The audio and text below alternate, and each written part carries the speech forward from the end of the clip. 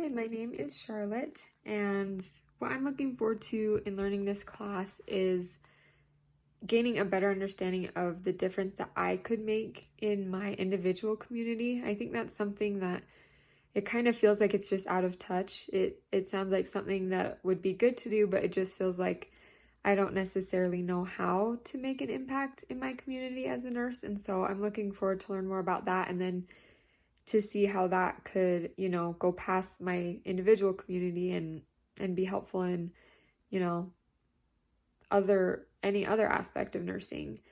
I am currently working as an inpatient nurse. I take care of patients when they've had surgery and have to stay in the hospital. So a variety of things like hip knee replacements or appendix out or total colectomy or mastectomy, total wide variety, any type of surgery really. And I have loved it. I really, really enjoy where I work. And I actually had 2 surgeries done on that same floor. So that's helped me to feel like I can connect on a different level with my patients, which I really enjoy. I have only been a nurse since January, so I am still very new at it. Still learning the ropes and trying to increase in my confidence and everything like that. And for the last question, so reading the article, it made me think of an experience from my neighborhood that I grew up in.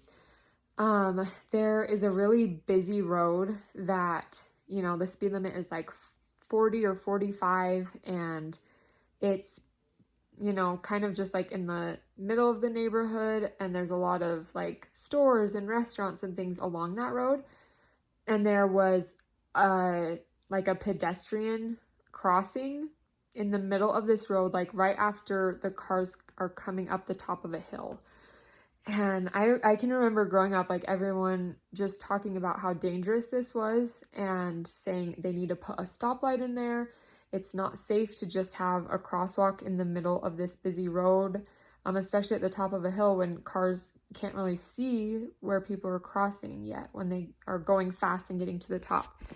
And people, just kept talking about this is dangerous, it should change. And unfortunately, nothing did change until someone did get hit by a car and died. And that experience that I remember from my childhood came to mind with reading this story.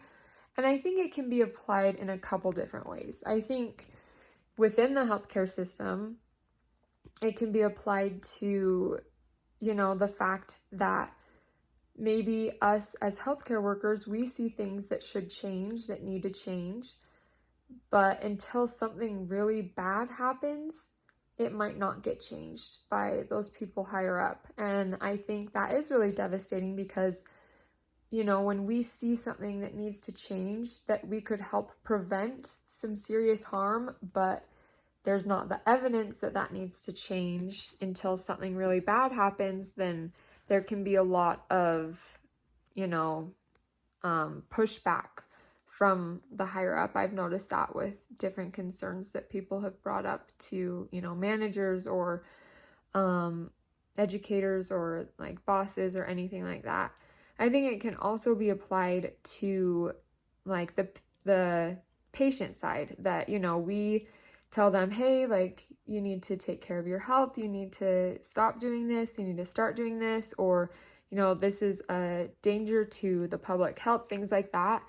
They might be very much in the mindset of, oh, no, it's not going to happen to me. I don't see that as a danger until they know someone personally who, in that instance, has gotten hit by the car.